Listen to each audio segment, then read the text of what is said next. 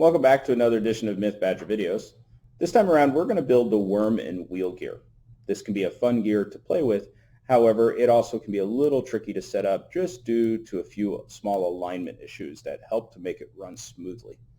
Now let's look at the parts we're going to need because there's a few new parts here. We've got our base platform as always. However, we've got the worm and wheel itself. Now these are very particular gears. We have the worm and we have the wheel. What I mean by very particular gears is there's a few differences about these. Now first, the worm itself. Here is the worm gear. Here is another piece that happens to look just like it. What do you notice as a difference between these? You may notice that the grooves on this gear are wider or more spaced apart than the grooves on this one. So that is important because we want the one that's got thinner spacing. On top of that, we have the wheel itself. Now here is the wheel. It's a 24-tooth gear. However, it is a little different. So to help you understand, here is a standard 12-tooth gear. And here is the 24-tooth wheel. What do you notice as a difference between these? You may notice that the grooves on the wheel are slanted. This is important. Now these two gears can work together, but the slanted pieces on that worm or on the wheel actually mean that this isn't a great one to use in coordination with other gears. You really kind of want to use this on its own with the worm. Now the reason this all is set up the way it is because the slants on the worm coordinate with the slants on the wheel. So that way it helps to line everything up and it runs more smoothly this way. So that's why we want to use these particular gears. This slanted gear works better with the worm, and that's an important piece. So we've got our handle to go with this as well. I've got two axles. I'm actually going to use two different length axles. I'm going to use a 3-inch and a 4-inch axle. I'm going to have some bolts, and the bolts are going to help to hold these gussets down. Now these gussets are a little different. They're an L-shaped gusset. They've got grooves along the bottom and the top and the side. Now that also means that pieces can slide around, or this can slide around a little bit. As a result, when I use my 3-hole spacers to attach the axle to this, I'm actually not going to use rivets on the gussets. Instead, I'm going to use these larger bolts. And the reason why is because then I can tighten everything down exactly into position and it won't slide so much. Now to figure out which bolts I'm going to use, I'm going to take a 3-hole spacer and just run one through. So I want this one here because it's going to allow just enough room to attach to the gusset and to put a kept nut on there.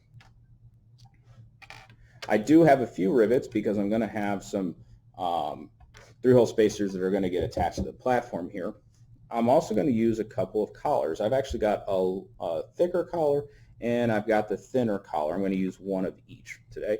And then I've got my locking collars. I'm going to grab 5 locking collars. And the reason why I want 5 locking collars, you'll come to see, is to help hold the wheel into place better.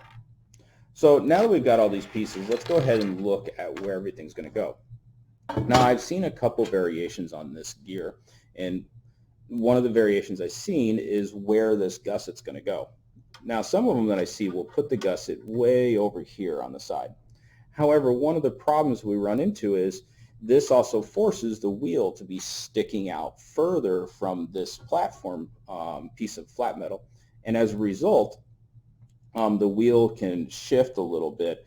We want to try and tighten that down to the best we can. So we want to move it closer so there's less space between. To do that, I'm actually going to move the gusset right up against the edge. Now that also presents a slight issue. If I try to bolt this down by spreading my bolts out, I can't fit a bolt down through this far hole. This is in the way and it doesn't line up perfectly. So as a result, I'm actually going to use the other 2 holes in order to position this. So let's go ahead and get started with attaching this. I'm going to attach with the space for the bolt sticking out instead of sticking in. And I'm going to attach 2 of these smaller bolts down, and then I'm going to flip this up and get my kept nuts attached Now normally I don't like working with kept nuts right along the edge, but for this one with the equipment I'm going to use, it's just going to be what it is. So it's not horrible, it kind of is a little trickier to get it in there, but once you do, it's not such a big deal. Now you'll notice when I did this that my gusset shifted. So before I tighten those down, I'm going to push that gusset all the way over. Now with it all the way over, I can go ahead and tighten these two bolts down. And I just want to make sure that as I do this, I don't allow it to shift anymore. Okay, so that should be good. That's nice and tightened down. Now before I can put the other gusset, I'm going to need to look at spacing here because I want to get just the right amount of spacing for all the pieces that are going to go in between the two gussets. So first, I'm going to go ahead and attach this 3-hole spacer. Now, the 3-hole spacer, I'm going to use these larger bolts, and I want to leave the top opening, that top opening free. So I'm going to place them through the middle, and I'm going to place them through the bottom hole. And I want to slide this up so it's as high as possible. However, I'm not going to perfectly tighten down these kept nuts yet, because I want to account for the fact that I need to position everything into place. So I'm going to tighten it down at the end. So I'm just going to kind of loosely tighten that down. Now I can look and say, okay, so it takes up about 1 hole for this piece, so 1 hole for the other side, which means now I need to look at where this is going to go. And if I line this up right with 1 hole, what I need is I'm going to need about 3 holes in between the two. So that means my next piece is going to go right here. So let's go ahead and get the nuts and the bolts into place. So tighten down, tighten down. Slide to make sure I've got it exactly where I want, because it is twisted just a tad, and then I'm going to go ahead and tighten these down.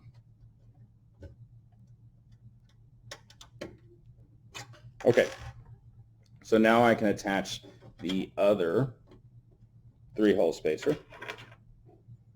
So let's go ahead and just do this. We'll put those in first.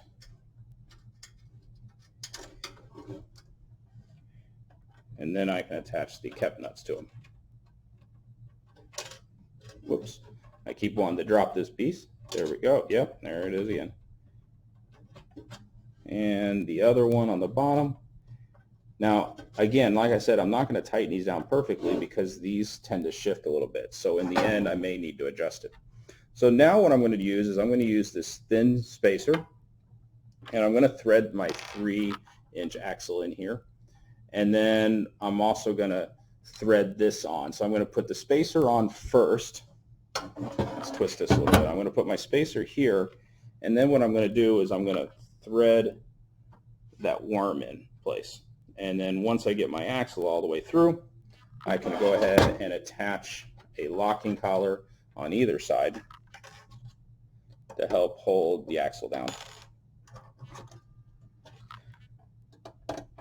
Now, one of the things that happens is doing that is everything shifted, so I'm going to push this up. I want this as high as I can. Now, we're going to go ahead and feed the wheel into place. Now, for the wheel, I'm going to need to figure out the positioning here. So, looking at this, it looks like I want to use that hole there. So let's go ahead and attach my spacers with rivets. Flip this around. Attach one on the other side.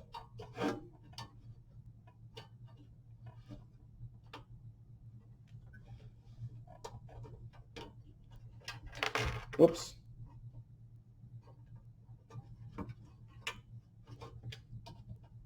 Now, I usually try to avoid putting collars right up against here when I can avoid it, only because when I do, it doesn't line up right.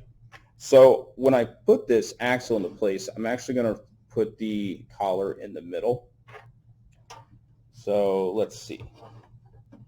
There we go. Now I can fit that collar in the middle, and I should be good to go from there. I'm also going to go ahead and put another collar right up here, and then I'm going to throw my spacer on. Then I'm going to throw my wheel on and make sure that it lines up with my grooves. Then, just for added measure, I'm going to throw another collar on. And the reason that last collar is on there is to make sure none of this stuff falls off. So let's go ahead and tighten everything down.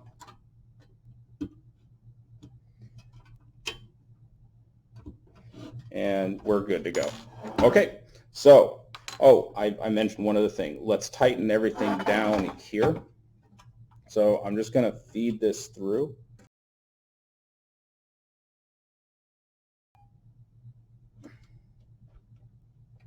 And let's see. There we go.